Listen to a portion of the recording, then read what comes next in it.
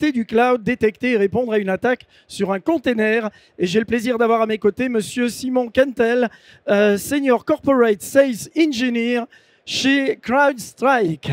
Eh bien, écoutez, c'est parti pour 30 minutes à vos côtés. Très bien. Ben, d'abord, bonjour à tous. Merci d'être présents et merci d'être aussi nombreux là pour cette présentation. Donc, je suis team lead d'une équipe d'avant-vente pour l'Europe du Sud chez CrowdStrike. Et le sujet dont on va parler aujourd'hui, c'est un petit peu la continuité finalement de la présentation qu'a fait un de mes collègues. Vous l'avez peut-être vu cet après-midi sur la sécurité dans le cloud. C'est la continuité dans le sens où, pour cette présentation, on va rentrer sur un volet un petit peu technique, un cas très concret.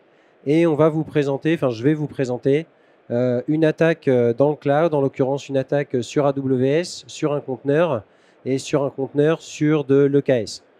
Alors pourquoi est-ce qu'on a choisi ce sujet ?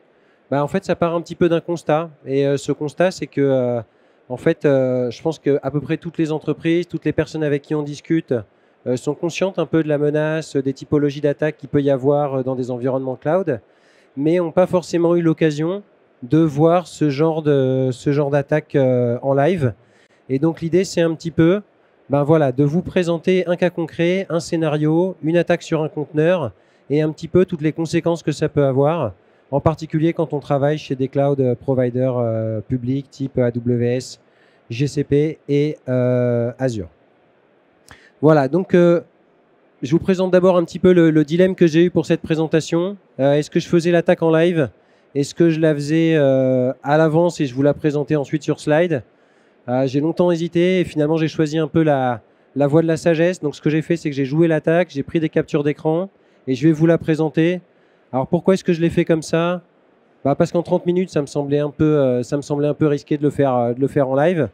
Ceci étant, n'hésitez pas, notre stand est un petit peu plus loin là-bas. Si vous voulez qu'on la joue en direct, si vous voulez la voir sur un vrai environnement et qu'on l'exécute ensemble, ce sera avec grand plaisir. Voilà, donc ceci étant dit, rapidement le sommaire de la présentation. Bon, pas de surprise, on va simplement donner un petit peu de contexte. Le contexte, ce sera juste un petit peu l'état des menaces, quelques statistiques, quelles sont les choses qu'on observe. En général, quelle est l'approche qu'on recommande justement pour se protéger face à ce type d'attaque. Et puis ensuite, on va rentrer dans le vif du sujet. Donc on va voir un cas concret d'attaque que je vous présenterai à l'avance. On verra aussi bien le volet côté attaque en elle-même. Qu'est-ce qui se passe ? Comment est-ce qu'on gagne l'accès ? Qu'est-ce qu'on fait ensuite ? On va voir qu'on va gagner l'accès sur un conteneur. Et puis ensuite, on va se déplacer un petit peu dans l'environnement AWS. Là, on va arriver jusqu'au bucket S3, typiquement. On va récupérer de l'information dans des buckets S3. Et puis évidemment, on verra aussi le volet défense dans CrowdStrike. C'est vrai qu'on est un peu là pour ça aussi.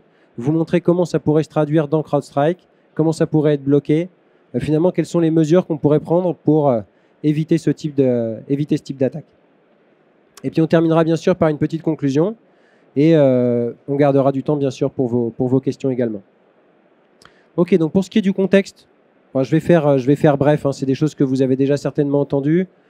Les attaques dans le cloud, c'est des choses qui sont en perpétuelle évolution, en termes de sophistication évidemment, dans les attaques qu'on peut observer. En termes de quantité aussi, c'est quelque chose qui augmente constamment. Je crois que les dernières statistiques qu'on a sorties ici, c'est 75% d'augmentation d'attaques dans le cloud entre 2022 et 2023. Tout ça, c'est extrait du rapport Global Threat Report qu'on publie tous les ans chez CrowdStrike. Et en l'occurrence, c'est des chiffres qui ne sont pas vraiment surprenants. La menace dans le cloud, elle est fortement liée finalement à la possibilité d'accès par les attaquants sur ces environnements, aux risques qui sont directement ou intrinsèquement liés au cloud. Et donc, c'est un chiffre qui augmente constamment. La deuxième statistique que vous avez, alors c'est quelque chose d'assez classique aussi. Finalement, ça rejoint un peu les chiffres qu'on voit dans toute typologie d'attaque. C'est que un peu plus de 80% des types d'attaquants qu'on a sur ces environnements, ce sont ce qu'on appelle chez CrowdStrike des cybercriminels. Donc des gens dont la vocation, ou en tout cas l'ambition, est essentiellement économique. Le but, c'est de gagner l'argent en perpétrant ces attaques. Alors, pourquoi est-ce qu'il y a cette recrudescence ? Pourquoi est-ce qu'il y a autant d'attaques dans le cloud ? Je viens de le dire un petit peu brièvement, mais finalement, si on peut le résumer, la principale raison, c'est la complexité. Si vous travaillez dans des équipes de sécurité, si vous travaillez un petit peu sur la sécurisation en général des infrastructures, de vos entreprises, et que vous avez une partie cloud, vous le savez certainement, adresser la sécurité du cloud, c'est quelque chose de complexe. Il y a énormément d'acronymes, je crois qu'on en a représenté quelques-uns ici. Il y a l'infrastructure as code, la gestion des vulnérabilités, l'image scanning, le runtime protection, le CSPM. En fait, il y a énormément de choses dans la protection du cloud. Et bien souvent, ce qu'on voit, c'est des tentatives en fait, d'adresser ces différents sujets via différentes technologies, via différentes plateformes. Et évidemment, ça, c'est de la complexité en soi, ne serait-ce que dans l'implémentation, mais aussi dans l'exploitation. C'est-à-dire que dans le cas où il y a véritablement une attaque, être capable de bien la comprendre, bien y réagir, récupérer les bonnes informations entre les différentes sources, c'est quelque chose qui n'est pas facile. Évidemment, vous vous en doutez, et c'est un petit peu pour ça que je suis là, mais l'approche de CrowdStrike, c'est de couvrir l'ensemble. Donc on y reviendra sur le scénario d'attaque que je vais vous présenter. Mais finalement, quand on regarde les menaces dans le cloud, c'est quoi en général une stratégie de défense? Une première stratégie de défense, c'est d'abord de réduire sa surface d'attaque. Réduire sa surface d'attaque, c'est ce que vous avez sur la partie gauche ici. Et en général, ça signifie d'abord avoir une bonne visibilité sur tout ce qu'on a sur ces infrastructures dans le cloud. Ensuite, c'est être capable d'identifier et de répondre aux mauvaises configurations qu'on pourrait avoir. Bon, les mauvaises configurations dans le cloud, c'est des choses très classiques. Par exemple, quand vous avez des machines virtuelles dans le cloud, c'est faire en sorte qu'elles ne soient pas trop exposées en fonction de la fonction des différentes briques que vous allez positionner dans le cloud. Un exemple tout simple, il n'y a aucun sens qu'un back-end, un serveur de base de données, soit accessible en HTTPS, en port 80, en port 443. Or, c'est des configurations qu'il faut être capable de mettre en place et bien sûr de surveiller. Le deuxième point de la stratégie sécurité en général, c'est d'essayer de s'accoler en fait au modèle opérationnel de déploiement, d'exploitation, de développement dans le cloud. Donc c'est le fameux CI/CD finalement, et c'est d'être capable d'ajouter la sécurité dans cette logique de pipeline. Donc je vous prends un exemple très simple. Lorsque vous allez vouloir déployer des conteneurs dans votre infrastructure, l'idéal c'est d'avoir des couches de sécurité qui vont tout simplement être capables de déterminer si les conteneurs que vous voulez pousser sont suffisamment sécurisés ou non. Et ça, c'est des contrôles qu'on va vouloir rajouter dans tout ce cycle. Et le dernier point, qui est évidemment fondamental et sur lequel on reviendra largement dans la démo, c'est protéger au niveau du runtime, protéger à l'exécution. Donc pour des machines virtuelles, ça veut dire protéger la machine virtuelle. Et pour des environnements conteneurisés, que ce soit du Kubernetes ou autre, c'est être capable d'observer les conteneurs dans leur activité et être capable de détecter de manière complètement automatique, bien sûr, des comportements malicieux et, le cas échéant, de les bloquer. Ok, donc ceci étant dit, si vous voulez bien, on va passer au scénario en question. Alors le scénario, je voulais représenter ici. C'est un scénario qui finalement est tout simple. En fait, dans le scénario, on va jouer à la fois le rôle de l'attaquant et de la victime, si je puis dire. Côté attaquant, qu'est-ce qu'on a? Tout simplement ici, une machine Kali Linux qui va être la machine depuis laquelle je vais venir attaquer le conteneur sur lequel je veux gagner l'accès. Alors, côté infrastructure sur laquelle on va attaquer, qu'est-ce qu'on a? On est dans AWS, je vous le disais. On est sur un cluster, en l'occurrence un cluster Microcube, mais la même chose s'appliquerait exactement. En l'occurrence, l'attaque qu'on va faire ici serait exactement la même sur de l'EKS ou équivalent, en fonction des différents clouds. J'ai dit EKS parce que c'est AWS, mais ce serait la même chose sur GKE, sur AKS, et finalement sur n'importe quel équivalent, et même du Fargate ou autre. En fait, qu'est-ce qu'on va avoir dans cet environnement? Un conteneur qu'on va venir attaquer. C'est le conteneur que vous voyez ici en vert bleu ici. Et évidemment, sur ce cluster-là, ce qu'on a, c'est la protection de CrowdStrike. D'accord? Donc dans les faits, ça dépend un petit peu des environnements, mais dans les faits ici, la protection de CrowdStrike, qu'est-ce que c'est? C'est un daemon set. Donc pour résumer très simplement, ça veut dire que dans chaque nœud du cluster Kubernetes, ou en tout cas dans chaque worker node du cluster Kubernetes, vous avez un agent CrowdStrike qui a évidemment les privilèges nécessaires pour pouvoir observer tout ce qui se passe dans le nœud et en cas de détection de comportement malicieux, être capable bien sûr de le détecter et de le bloquer. Alors c'est un point important, je le précise ici, dans l'attaque que vous allez voir, on ne va pas bloquer l'attaque, je vais gagner accès. C'est le but, le but c'est de vous montrer un scénario d'attaque, mais dans les faits, si on met la protection de CrowdStrike dans son mode recommandé, c'est-à-dire dans son mode de protection, évidemment l'attaque qu'on va voir ici, elle serait bloquée dès sa première phase. Je vous ai défini un peu grossièrement ici les phases de l'attaque. La première, c'est gagner l'accès à distance. La deuxième, c'est faire un peu de reconnaissance, de command and control. et puis ensuite impacter d'une certaine manière l'environnement. Dans les faits, si on appliquait les bonnes pratiques, l'attaque elle serait bloquée au niveau de l'accès initial. Et d'ailleurs, je vous le montrerai sur les captures d'écran qu'on va voir dans quelques instants. Voilà, donc comment ça se passe dans les faits? Alors juste peut-être un petit rappel ici, mais je vous l'ai déjà évoqué. Évidemment, et en toute transparence, là on est sur un scénario un petit peu simplifié. On est sur du microcube, je vous l'ai dit. Vous allez voir que l'exploit que j'utilise ici, c'est une exploit qui est loin d'être récente. En l'occurrence, c'est un shell shock. Mais peu importe, en fait, finalement, le vecteur d'attaque, ce n'est pas vraiment ce qui nous intéresse ici. Ce qui nous intéresse, c'est de voir ce qui peut se passer une fois qu'on va gagner la main sur ce conteneur. Hein, et ça, c'est le second point qu'il y a ici, et je crois que c'est le plus important. Finalement, quand on passe d'une attaque sur un conteneur, on peut aussi se dire, ouais, mais concrètement, un conteneur, c'est potentiellement pas grand-chose. Donc, gagner la main sur un conteneur, ça n'a pas une conséquence a priori dramatique. Or, dans les faits, c'est évidemment les étapes ensuite qui vont être importantes. Et là, vous allez voir que ce qu'on va faire, c'est très simple, hein, mais une fois qu'on va gagner accès au conteneur, ce qu'on va faire, c'est télécharger l'outil CLI de AWS, et à partir de là, on va venir interroger les éléments qui font partie du même compte sur AWS. Et donc ça, c'est typiquement ce que ferait un attaquant, c'est-à-dire qu'il va profiter des rôles qui sont attribués sur le nœud du cluster pour venir interroger l'ensemble du compte. Et en général, je fermerai la parenthèse ensuite, mais en général, quand vous configurez de manière automatique des clusters dans EKS par exemple, eh bien, les rôles qui sont attribués au worker node, c'est des rôles qui vont lui permettre d'aller faire pas mal de choses dans le compte, et en particulier de lister à peu près toutes les ressources qui sont présentes sur le compte AWS. Voilà, donc dans les faits, comment ça se présente? Je vous ai dit qu'on allait attaquer un conteneur. Le conteneur que vous avez ici, vous le voyez sur la gauche. J'espère que vous le voyez à peu près. La ligne la plus importante, finalement, c'est la ligne de l'image ici. Ça, c'est le conteneur qu'on va venir attaquer. Donc ce conteneur, si vous êtes un peu familier avec YAML et puis avec Kubernetes en général, c'est tout simplement une image qui, en l'occurrence ici, est dans mon registre sur GitHub. Okay, et cette image, évidemment, c'est le conteneur vulnérable qu'on va venir attaquer. La partie de droite que vous voyez, c'est le service à travers lequel on va venir exposer ce conteneur. Tout ça, j'y reviendrai ensuite. Si vous êtes un peu familier avec la sécurité dans le cloud, ça doit un peu vous faire bondir, c'est-à-dire que exposer un cluster avec un service de type load balancer, c'est une très mauvaise pratique, ça vous expose fortement. Bon, là, on le fait, peu importe, mais je reviendrai ensuite sur comment, évidemment, on pourrait éviter tout ça. Ok, donc ça, finalement, c'est ce que je provisionne sur mon cluster. Et ça, c'est tout simplement l'attaque. Donc l'attaque, qu'est-ce que c'est? C'est la ligne de commande que vous voyez là. En fait, si vous avez déjà fait du Metasploit ou autre, tout simplement ce que je fais ici, c'est je vais venir gagner accès à distance depuis ma machine Kali sur le nœud de mon cluster.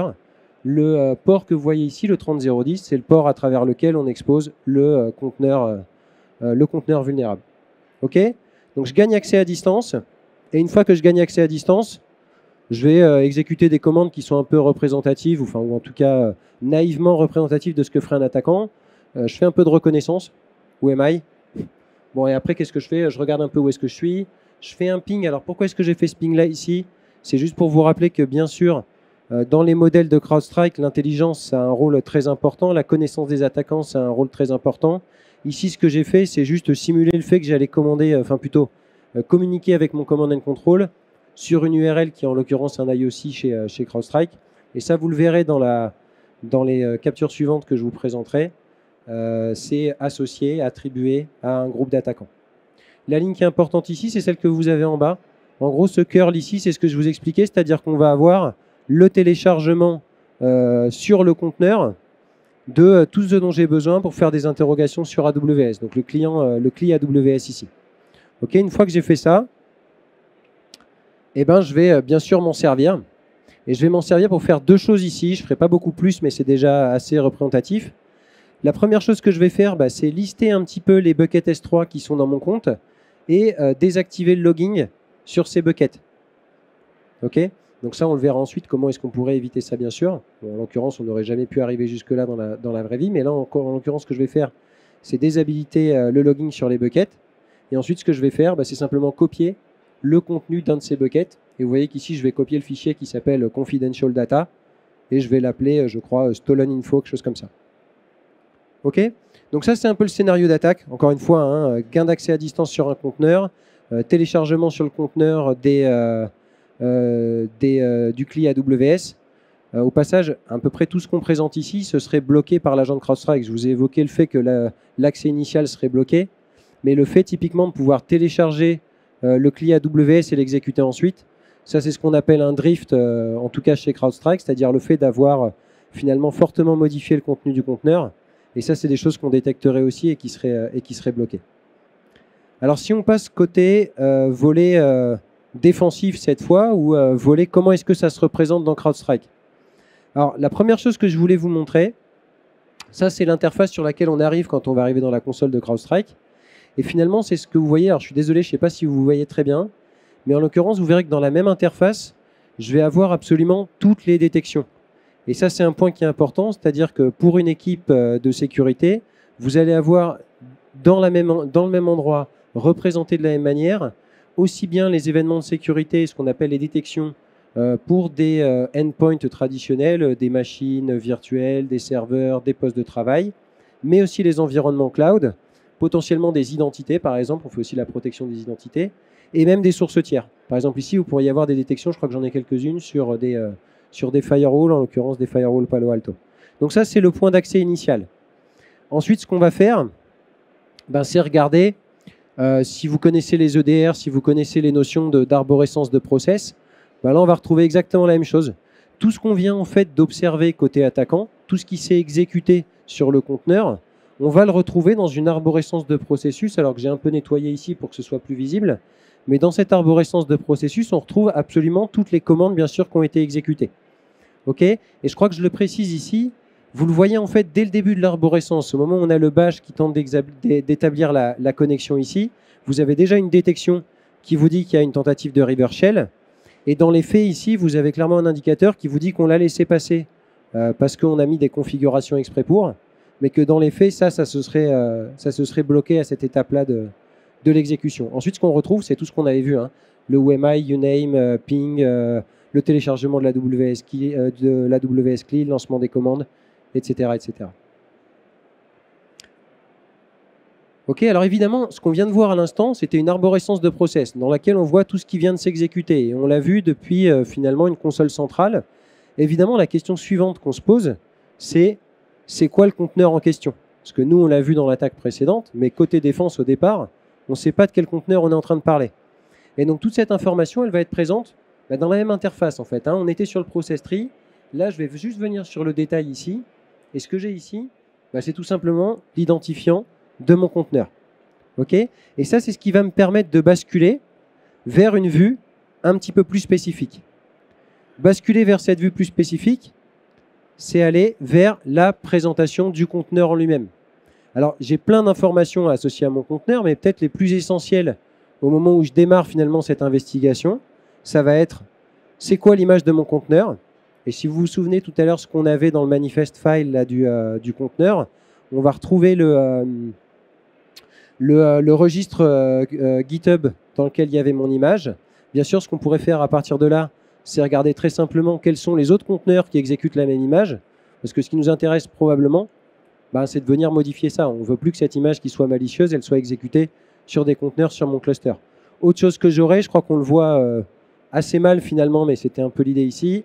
On voit le côté drift, ce que je vous évoquais, le fait qu'on a téléchargé AWS CLI et exécuté ensuite. OK ? Alors, qu'est-ce qu'on a d'autre ensuite ici? Là, c'est l'image, ce que je vous évoquais. Donc, si on revient un peu sur la logique que je vous évoquais tout à l'heure, je vous ai dit que cette attaque, elle n'aurait jamais lieu parce que de toute façon, on n'aurait jamais pu gagner accès au conteneur. Mais évidemment, on n'a de toute façon pas envie d'en arriver là. Ce qu'on a envie, c'est de faire en sorte, d'une part, que ces images, elles ne soient pas déployées. Et ça, typiquement, ça peut passer par, on en parlait tout à l'heure, de l'image assessment. En l'occurrence, l'image qui a été utilisée pour mon conteneur, le moins qu'on puisse dire, c'est qu'on sait qu'elle est vulnérable. Il y a à peu près 130 vulnérabilités dessus, dont une qu'on a exploitée ici qui est de 2014. Donc autant dire que oui, dans les faits, on ne devrait jamais pouvoir déployer cette image. Et on a plein de façons de le faire. On peut le faire intégrer au pipeline CI/CD lui-même, interroger CrowdStrike pour savoir la valeur finalement de cette image en termes de sécurité. On pourrait tout simplement se connecter au registre. Donc ici c'est du GitHub, mais ça pourrait être de l'ECR, de l'ACR finalement, peu importe, et analyser continuellement ces images. Et on peut aussi le faire au runtime. C'est vrai que là, j'ai fait le choix de ne pas le faire au runtime, mais à l'exécution du conteneur, on pourrait aussi avoir une prise de décision, une analyse vis-à-vis de la sécurité de cette image. Ok, qu'est-ce qu'on a ensuite? Alors ça, c'est une vue que j'ai voulu vous présenter. C'est quelque chose qui évolue pas mal chez nous aussi. Finalement, une fois que vous avez vu ce conteneur, on peut aussi faire un focus sur le nœud sur lequel il s'est exécuté. Et quand vous regardez le nœud sur lequel il s'exécute, vous allez avoir la vision un petit peu finalement de dans quel contexte se trouve ce nœud, quel est son security group, ses network interface, voilà, potentiellement l'image AMI qu'il utilise, les utilisateurs qui s'y connectent également. Alors ici, on est un petit peu biaisé évidemment, puisque en l'occurrence, on est sur du microcube. Donc c'est vrai que les problématiques de configuration qu'on a sur le nœud, elles ne sont pas véritablement liées à Kubernetes. Mais dans les faits, si vous étiez sur un environnement EKS, EC2 par exemple, les mauvaises configurations que vous verriez du point de vue du nœud, ce seraient certainement des mauvaises configurations en termes d'accessibilité depuis l'extérieur de ce nœud en question, ce qui aurait permis potentiellement de gagner accès à ce conteneur. Vous vous souvenez tout à l'heure, qu'est-ce qu'on a fait? On a désactivé le logging du bucket S3. Évidemment, désactiver le logging du bucket S3, c'est quelque chose qui doit faire un petit peu sauter les alarmes. Et ça, c'est quelque chose que vous auriez aussi dans la plateforme. En fait, si je résume, on est un peu en train de prendre l'attaque à l'envers en termes de protection. C'est-à-dire que je vous ai dit que la première chose qu'on ferait, c'est bloquer la tentative de reverse shell. En fait, ça, ce serait le dernier maillon de la chaîne de protection. Le premier maillon, ce serait s'occuper des problèmes de configuration. Est-ce que mon cluster est trop exposé? Le deuxième, ce serait intégrer dans mon pipeline CI/CD, intégrer des mécanismes de protection pour ne pas pouvoir déployer, par exemple, une image vulnérable. Là, on est plutôt dans les premières parties, c'est-à-dire que normalement, indépendamment du fait que vous ayez vu que vous ayez un conteneur qui soit attaqué, si vous avez des modifications et de la désactivation du logging sur des buckets S3 ou si vous avez, je ne sais pas, des CloudTrail qui sont désactivés, évidemment, ça, c'est des choses qui devraient remonter dès les phases amont et qui remontent en l'occurrence ici dans la console. Voilà, pour terminer en termes de protection, c'est le dernier point que je voulais évoquer. En fait, encore une fois, on n'a pas exécuté l'attaque en live, donc vous ne l'avez pas vu ici. Mais au moment où j'ai déployé mon conteneur et au moment où j'ai déployé mon service, dans les faits, CrowdStrike aurait tout à fait pu bloquer cette tentative de déploiement, indépendamment du fait que l'image était elle-même vulnérable. Mais on peut avoir des contrôles aussi qui sont liés à des bonnes pratiques. Par exemple, un service type load balancer, il n'aurait pas pu être déployé. Un conteneur qui s'exécute en tant que route, pareil, on ne pourrait pas le déployer. Ça, c'est ce qu'on appelle un admission controller. Et c'est quelque chose qui peut aussi être intégré à la chaîne finalement de protection. Voilà, en conclusion, encore une fois, on a pris un petit peu le problème à l'envers. On est parti de la conséquence, à savoir une attaque sur un conteneur, qui finalement est le côté droit en fait de cette image ici. C'est le côté finalement au runtime, j'ai l'agent de CrowdStrike qui est sur mon worker node et qui va détecter que mon conteneur est en train d'être attaqué. L'étape précédente, ça aurait été tout ce qui est intégration de l'image assessment, pourquoi pas de l'infrastructure as code, si mes nœuds ils ont été déployés de cette manière-là. Et puis la phase initiale, ça aurait été être en observation constante des services qui sont déployés ou des machines virtuelles, du compute, mais de manière générale des services sur mon compte AWS ou sur mes comptes AWS ou sur mon organisation. Et encore une fois, ici, je parle d'AWS, mais la même chose applique sur GCP et Azure, différemment. Et être capable, à ce niveau-là déjà, de réduire fortement la surface d'attaque. Voilà, je terminerai juste en disant, et je ne peux pas m'en empêcher, que le modèle de CrowdStrike aujourd'hui commence à être de plus en plus reconnu. Si vous regardez le dernier Forrester, en l'occurrence, et encore une fois mes excuses, mais on n'y voit pas grand-chose, mais on est extrêmement bien positionné sur cette partie protection du cloud, workload protection. On est aussi reconnu par Gartner autour des différents analystes qui peuvent faire des tests sur ces solutions. Et puis la dernière chose que je vous dirais, c'est que c'est quelque chose qui est en constante évolution. Aujourd'hui, on intègre ce qu'on a vu ici aujourd'hui. Si j'utilise encore une fois les acronymes qu'on évoquait au départ, c'est tout ce qui est CSPM, Cloud Security Posture Management, les misconfigurations dont on parlait. C'est également le côté Runtime Protection. Mais depuis peu, on a aussi intégré au sein de l'écosystème de protection du cloud la partie Application Security Posture Management. Donc là, véritablement, se focaliser sur les risques des applications qu'on va déployer, aussi bien dans le cloud finalement que on-prem, mais en particulier dans le cloud. Et puis, on vient tout récemment de faire l'acquisition de Flow Security, qui, elle, va nous permettre de couvrir la partie Data Protection, en particulier dans le cloud.